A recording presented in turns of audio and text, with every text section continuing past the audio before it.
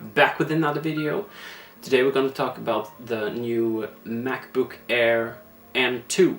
About a year ago, Apple started the transition from Intel to their own SoCs, their own chips that are going to put in their computers. Until this day, they have released the M1, the M2, the M1 Pro, the M Pro Max and the M Pro Ultra. This year at WWDC, they were announcing the new redesigned MacBook Air with the M2 chip in it.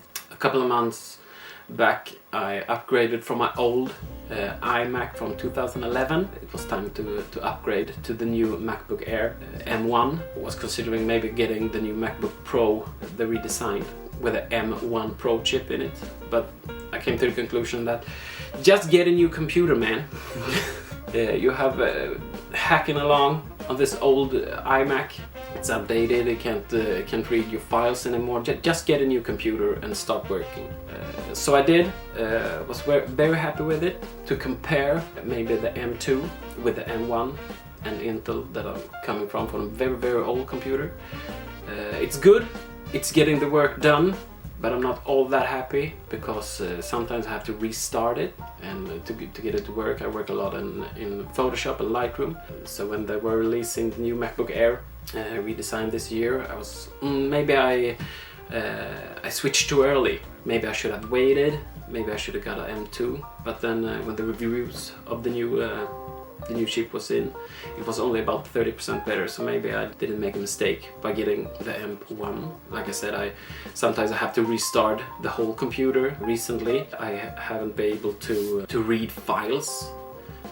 I only got black pictures, so then you can only reset the operating system. It's real quick.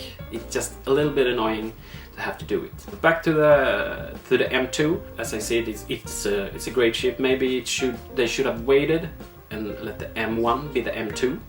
Maybe it would have been a better transition.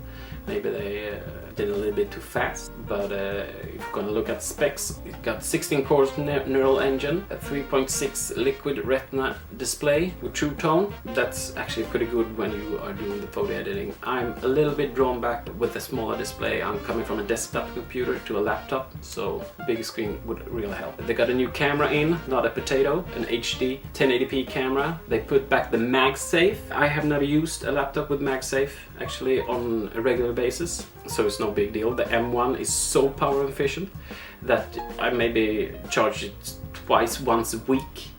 So when it's full charge, I can do pretty much all the work I need to get done. Got two Thunderbolt USB 4 ports, Magic Keyboard, Touch ID, Force Touch trackpad, and it comes with a 30-watt charger. So according to Apple, you can charge it 50% in 30 minutes. Again, I'm coming from an old desktop computer to the M1. Charge it once, maybe twice a week.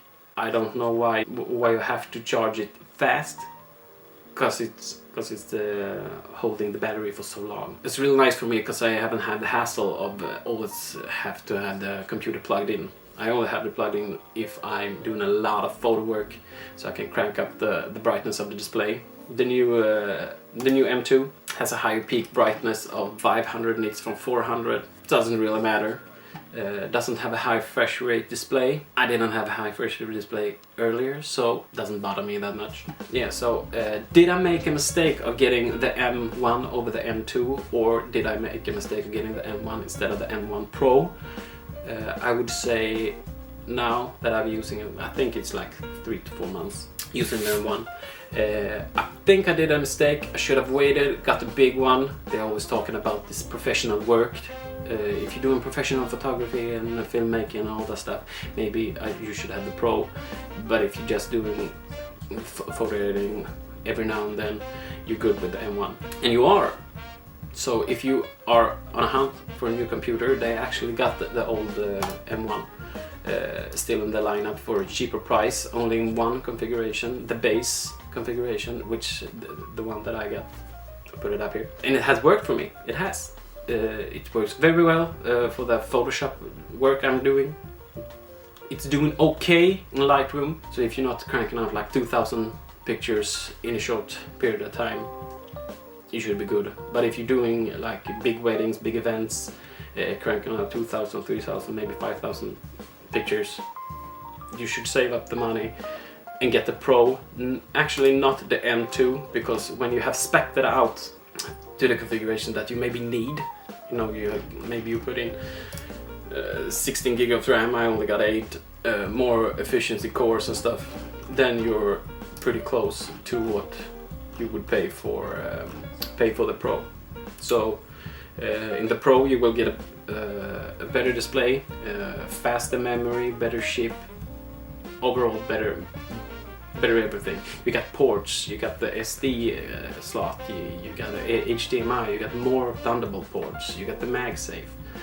So if you have to get the latest stuff, by all means get the new M2 Air, absolutely. If you only just need a computer, web browsing, documents and stuff, then just go with the M1.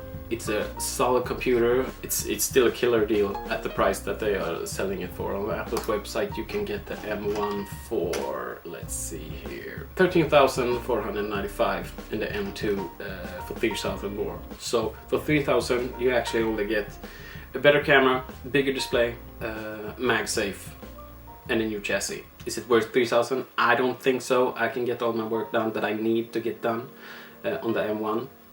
So yeah, so the conclusion is, if you just need a new computer to do web browsing, easy photo work, get an M1.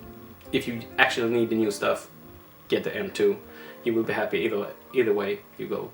But if you're doing the heavy work, get the Pro all days of the week.